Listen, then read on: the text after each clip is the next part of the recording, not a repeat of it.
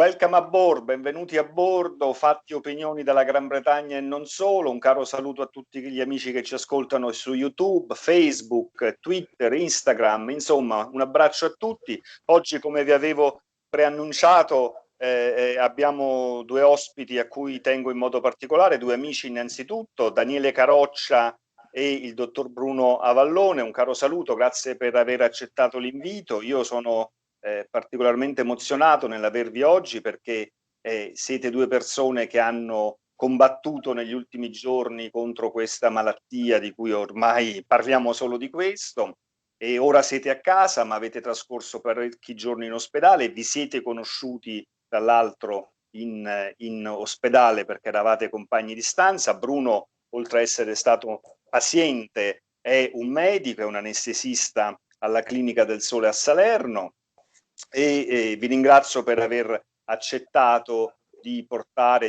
della vostra brutta esperienza, anche se oggi siete felicemente a casa e di questo siamo tutti contenti, e soprattutto di condividerla con gli amici italiani che vivono qua in Gran Bretagna. Noi qui non solo abbiamo avuto numerosi decessi purtroppo, ma tra questi ci sono stati anche degli italiani o persone di origine italiana che certamente avranno interesse ad ascoltare della vostra esperienza e di quello che è stata e di come avete affrontato vincendo questa malattia. Daniele, se sei d'accordo, cominciamo da te. Ci vuoi raccontare brevemente quella che è stata la tua esperienza, come ti sei accorto di aver contratto il virus, come l'hai affrontato e come l'hai combattuto e vinto? La premessa che intendo fare innanzitutto è quella che vi dicevo un attimino, di dare un segnale di speranza e soprattutto anche di dare un'informazione corretta di quello che potrebbe essere praticamente la gestione di questa criticità. In effetti la maggior parte di quelle che sono le domande che adesso mi fanno conoscenti, amici, persone che di fatto io ieri sono uscito per la prima volta, ma molti mi chiedono: ma sei stato intubato? Ma sei stato in terapia intensiva? Io non potrei resistere a tutto questo. E in effetti quello che purtroppo devo dire nella negatività dei social, in questo caso e anche della televisione, è far vedere, di far passare solo delle immagini di pazienti che di fatto hanno delle criticità altissime e che fondamentalmente non danno un margine invece di speranza che invece bisogna in questo periodo, proprio in questo momento, dare, perché si può uscire da questa malattia che purtroppo è una pandemia a livello mondiale che ci crea problemi. Concordo comunque pienamente sul fatto che non bisogna per questo dare un'immagine di lassismo, cioè le ordinanze regionali, del governo, eccetera, eccetera, devono comunque essere rispettate. Il famoso io resto a casa comunque deve essere considerato come elemento prioritario. Non ci possiamo permettere il lusso in nessun modo di banalizzare il problema e quindi gestire questo tipo di situazione così allegramente. Io dal punto di vista, diciamo, mio personale, a parte il fatto dei sintomi che poi il dottor Avallone dopo ci potrà illustrare, che poi sono gli stessi, medesimi, cioè noi abbiamo avuto la classica febbre che non passava, il discorso di una saturazione molto bassa e poi ovviamente la criticità ai polmoni che è diventata poi una polmonite bilaterale. Io quello che invece devo dire, che anche qui c'è una grande disinformazione, è la fiducia in quelle che sono le strutture sanitarie. Io ho trovato un'eccellenza nelle strutture sanitarie salernitane che non conoscevo. Per mia fortuna non mi è avuto bisogno di ricorrere all'ospedale perché sono una persona che per fortuna sono sana. Per quello che mi è successo in questa situazione, devo dire di aver trovato sia l'ospedale Ruggi, perché io sono stato poi trasferito anche al Da Procida per, diciamo, gestire attraverso tutto il protocollo medico, il finale, diciamo, di questa brutta avventura. Ho trovato in queste strutture, dicevo, persone capaci, competenti. Il dottore Polverino, Benedetto, è stato veramente benedetto di nome e di fatto. Il dottore Greco, il dottore Miraglia, tutto il personale anche parasanitario e dei ragazzi eccezionali, dei ragazzi che veramente hanno dato e danno il cuore. Noi ci siamo ritrovati anche dopo, durante praticamente la fase finale della malattia, a scambiarci il numero di telefono, ci siamo commossi quando siamo usciti dall'ospedale perché siamo stati trattati in modo egregio. Quindi le parole tipo professionalità, competenza, umanità, comprensione sono delle parole che non riescono a descrivere ciò che realmente abbiamo avuto. E questa malattia, fondamentalmente il Covid-19, in effetti ti fa rimanere in camera con la stessa persona, con i tuoi pensieri, con i tuoi dubbi, le tue perplessità, perché sono stato io il predestinato a tutto ciò.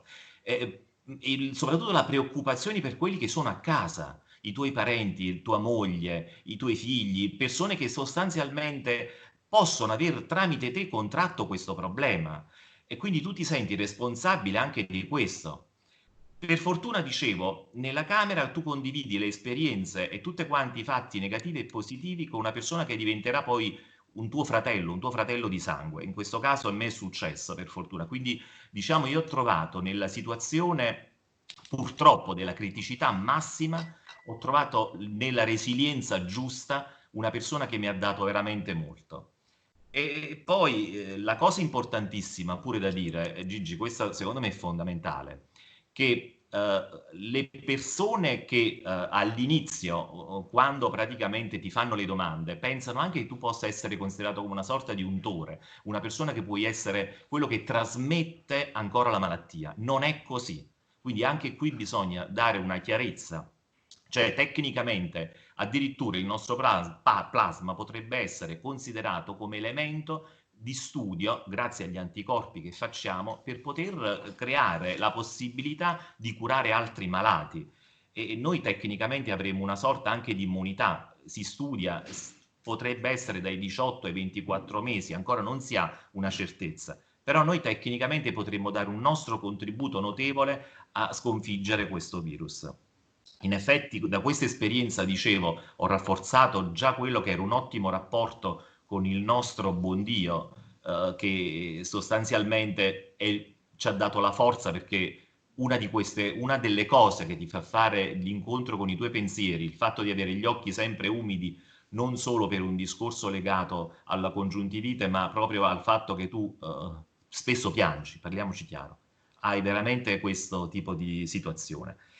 Purtroppo però devo dire questo, che noi abbiamo come esseri umani una capacità, quella di dimenticare. Abbiamo, come dico sempre io, la memoria del pesce rosso.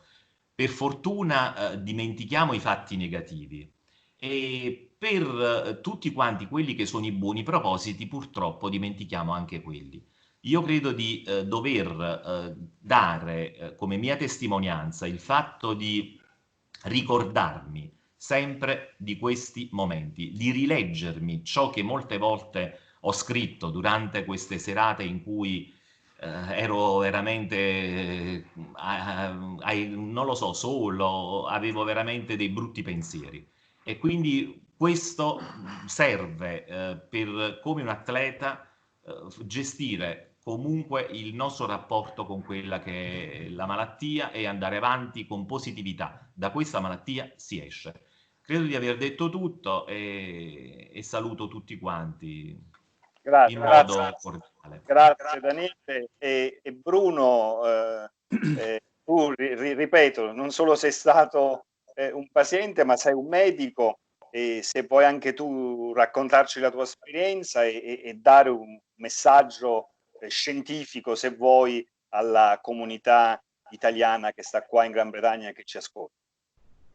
Grazie Gigi per questa opportunità di parlare agli italiani in Inghilterra. Che devo dire? Sottoscrivo tutto quello che ha detto Daniele e dal punto di vista clinico e dal punto di vista psicologico. Siamo stati anche fortunati proprio per quello che diceva Daniele, per il trattamento sanitario ricevuto e per esserci incontrati e aver vissuto 20-25 giorni assieme 24 ore su 24.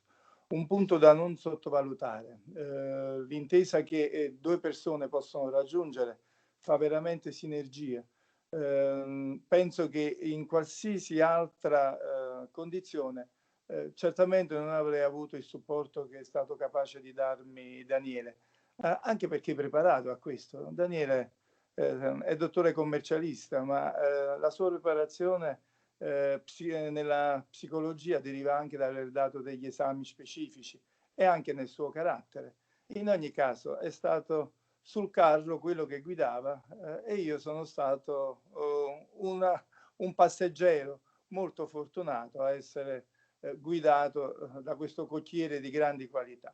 È una fortuna, ma è un aspetto che in ospedale si deve certamente curare, perché non in tutte le stanze si sono ritrovate due persone di una certa cultura e di una certa sensibilità e anche di un'età vicina.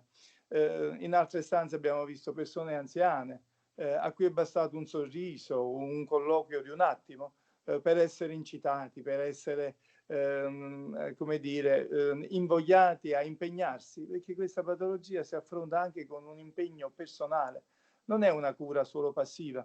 La ventilazione, che come diceva Daniele, non è quella delle terapie intensive, quella è una percentuale minore. È un impegno che si deve assumere, che si può portare avanti, è compatibile con le forze di ognuno di noi, che sia esso giovane, che sia esso anziano, perché evidentemente è calibrata a quello che può essere lo sforzo che ognuno di noi può mettere in questa tecnica. È chiaro che un reparto di pneumologia intensiva diventa essenziale per curare questa patologia e devo dire che l'Italia e forse anche l'Inghilterra, anzi sicuramente anche l'Inghilterra, paga i tagli della sanità degli anni passati, per cui sono arrivati a questa epidemia prima e poi pandemia molto impreparati strutturalmente e impreparati anche dal punto di vista dello studio, perché non si è tenuto conto, forse anche per un'informazione non precisa, ma non sto certamente a giudicarla, così dicono, probabilmente si è tenuto in poco conto questa epidemia che aveva i suoi casi gravi, con una letalità piuttosto elevata nei casi gravi, ma le raccomandazioni iniziali sono sempre state quelle di state a casa, non ingolfate gli ospedali, ma a questo deve essere accompagnata un'assistenza territoriale che è assolutamente mancata. I medici di medicina generale in Italia sono dei prescrittori e per alcuni sono anche dei risparmiatori di spesa. In poche parole, il budget sanitario viene controllato anche con le non prescrizioni, oltre che con le prescrizioni. Questo fa sì che il controllo domiciliare sia venuto meno. In effetti il medico di base è stato informato delle condizioni, ma informato bene se evidentemente l'interlocutore, il paziente, aveva una sua cultura, informato in maniera del tutto superficiale per il paziente ordinario in definitiva. Quindi io per esempio passo immediatamente al consiglio, dotarsi di un saturimetro, perché al di là dei sintomi che possono essere quelli fondamentali, cioè di febbre, di tosse secca e di affanno, il termometro è per la febbre, ma l'affanno, la tosse chiaramente evidente, l'affanno deve essere in qualche maniera certificato dall'uso di un saturimetro. È un piccolo strumento che si pone al dito e calcola la saturazione di ossigeno. Certo. È su quello che io ho determinato il mio ricovero, perché la temperatura era oscillante, ma la saturazione di 94, ben lontana dal 98-99 che rappresenta la normalità, ha fatto sì che il 118, rifiutatomi un primo ricovero, alla mia seconda richiesta si sia praticamente convinto della necessità di ricoverarmi ed ero già alla polmonite bilaterale. Quindi anch'io da medico ho atteso, non ho ingolfato l'ospedale, sono stato in casa, mi sono controllato, ma comunque al ricovero avevo già la polmonite bilaterale. E allora dico, controllate bene i vostri sintomi e aggiungeteci anche, oltre quelli che ho già definito, quello di un difetto dell'olfatto e del gusto, sono gemelli, olfatto e gusto, hanno le stesse terminazioni nervose, non ci può essere l'uno senza l'altro. Dolori muscolari. I dolori muscolari sono particolarmente intensi e diversi dal solito, colpiscono gli arti inferiori. A volte si hanno anche delle mioclonie, cioè praticamente delle contrazioni improvvise e involontarie, che rendono conto della diversa, si dice tropismo, cioè predisposizione del virus ad addentrarsi in diversi tipi di tessuti, in questo caso il nervoso, e poi un mal di testa e minimamente una diarrea. La presenza di più sintomi fa pensare a coronavirus, quindi sintomi fondamentali e sintomi minori ma che associati rappresentano quasi la certezza. A quel punto, con anche i mezzi che ho detto, termometro e saturimetro, si può informare bene il medico e attraverso questo richiedere il ricovero. L'Italia che cosa ha prodotto? Se inizialmente c'è stata una mancanza di controllo dei contagi, è proprio per l'impreparazione a riconoscere questi sintomi e per la paura, visti i tagli della sanità negli anni pregressi, di ingolfare le terapie intensive. Che cosa ha fatto? Ha portato tutti a stare in casa, gli anziani a essere trasferiti nelle residenze di assistenza per gli anziani e nelle case di riposo, che sono diffuse un po' in tutta Europa. E si è visto infatti che questi poveri anziani, non controllati con personale impreparato, rappresentano il 50% dei decessi. Questo dappertutto. Italia, Europa, anche in Inghilterra. Gli anziani nelle case di cura purtroppo non ce la stanno facendo. Esatto. E visto e considerato che intercorre sempre un intervallo di fra le 2 e le 5 settimane fra l'inizio del contagio e il decesso, ecco che il numero dei decessi è ancora molto elevato, proprio perché il contagio è pregresso. Allora migliorano i dati, quei dati che quotidianamente ci vengono forniti, ma il numero di decessi spaventa, tuttavia è destinato a decrescere come ultimo dato proprio perché i contagi sono pregressi, sono anticipati a 2-5 settimane prima. Come diceva Daniele, la sanità ci ha accolti dal punto di vista medico e paramedico in maniera eccellente. La politica non l'ha seguito, è stata tardiva, così come la burocrazia. Tutto è arrivato in ritardo, tutti i DPI, i presidi sono arrivati in ritardo. Si può dire che oggi siamo pronti alla seconda ondata. Precedentemente non lo eravamo, non lo era l'Europa, fosse solo la Germania, ma perché ha 5 volte di più i posti di terapia intensiva, quindi non si è spaventata, ha controllato sul territorio, ha curato sul territorio e non si è spaventata. Che cosa dobbiamo dire di più? Abbiate fiducia, le cure ci sono, come diceva Daniele, il plasma. Ti posso dire che già una gravida è stata salvata con il suo bimbo per la somministrazione di plasma, così come c'è uno studio a Mantova, a Pavia, a Salerno e poi anche a Pisa, con la cura di plasma che nel 70% dei casi favorisce un netto miglioramento e la stanno sperimentando anche a Salerno. Io e Daniele saremo donatori perché almeno il destino di questa nostra sofferenza si positivizza nella possibilità di donare sangue e quindi trarre plasma. Io devo anche dire che l'Italia e la Campania soprattutto ha risposto benissimo. Tu Gianluigi Gigi sei dei nostri, sei salernitano, ti meraviglieresti a vedere con quanta rettitudine si è stati obbedienti alle raccomandazioni. Anche la capacità governativa sì, è stata ottimale. La quarantena, per esempio, la quarantena stabilita per chi veniva dal nord ha fatto sì che il contagio in Campania non raggiungesse i livelli della Lombardia. La nostra società si è rivelata seria. Lo spero che sia anche nel momento in cui queste aperture ci siano e soprattutto che intervengano i presidi, tamponi, test immunologici seri, affidabili, a controllare il numero degli asintomatici, perché quelli saranno evidentemente le ragioni di un'eventuale, e spero che non accada, seconda epidemia che tutti si aspettano per l'autunno, ma noi invece vogliamo aspettarci un autunno di primavera, sempre considerando che la nostra sanità, per gli studi fatti, per la ricerca fatta, certo, che è fondamentale, Mi ricordo tanto dei Novax, tanto tempo fa, che si agitavano in Italia e che adesso chiaramente sono scomparsi. Il vaccino sarà la salvezza. Molti studi al riguardo ci sono, soprattutto fra Italia e Inghilterra. E quindi fiducia che col vaccino guariremo, ma soprattutto necessità che tutti quelli che ritengono possa essere stati a contatto con un virus non sono liberi dopo 14 giorni, ma devono, anche con un esame personale, valutare se avessero dei sintomi minori e per questo dichiararli in maniera tale da essere sottoposti a test sierologici o a tampone ed essere effettivamente certi di non essere contagiosi e quindi di poter vivere loro in libertà di rispettare la salute degli altri. Perfetto. Io vi ringrazio tantissimo per il vostro contributo e aggiungo soltanto che per chi avesse ascoltato le parole del dottor Avallone, qua in Inghilterra è facile trovare il saturimetro, lo potete trovare in farmacia, costa anche poche sterline, Sì. Anche se so che i Qui prezzi 40-50 euro.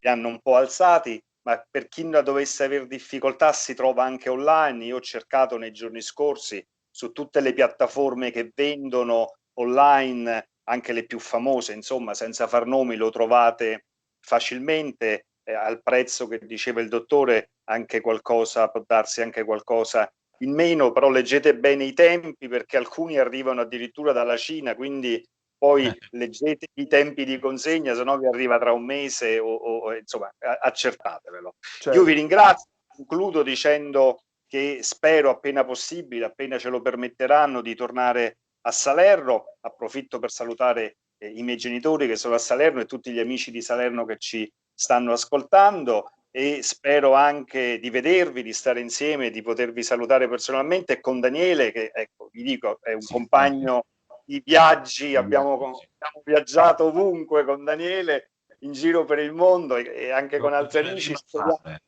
Speriamo di farne un altro presto in sicurezza e divertendoci come abbiamo sempre fatto. E portiamo anche il dottor Avallone. Mi farà piacere essere uno della compagnia, è chiaro. Abbiamo la nostra trasmissione che dura massimo 12-13 minuti, oggi siamo oltre i 20, ma penso che sia interessante per tutti e spero che l'ascoltiate con interesse. Vi ringrazio, vi mando un abbraccio, saluto tutti le persone che ci ascoltano. Saluti a tutti e un abbraccio a te, Gigi. Grazie. Grazie a tutti, grazie Gigi.